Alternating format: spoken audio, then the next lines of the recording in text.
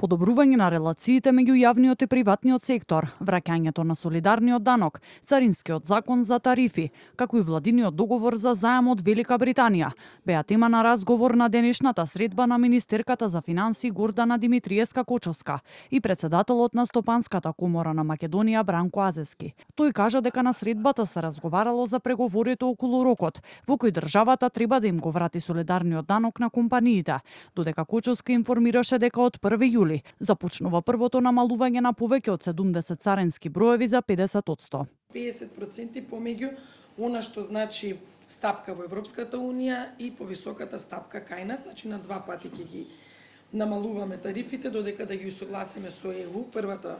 Првото намалување за 50% ќе почне од 1 јули 2025 година. Во однос на заемот од Велика Британија, Азески очекува дека македонските компании ќе учествуваат со 70% од инфраструктурните проекти, додека Кочовска објасни дека парите ќе се повлекуваат преку проектно финансирање, односно прво ќе биде потребно да се изработи проект за да се добие понуда.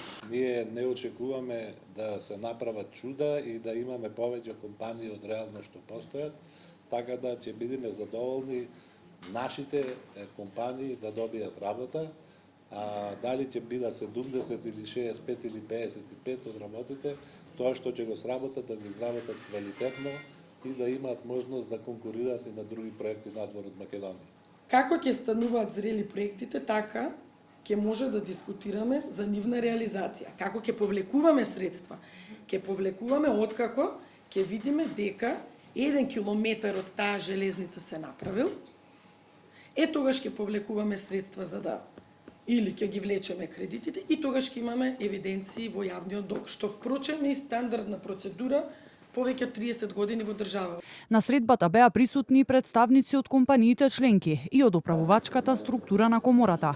Меѓу другото се разговарало и за отворање на нови работни места во државата, зголемување на животниот стандард, на извозот и на инвестицијските активности.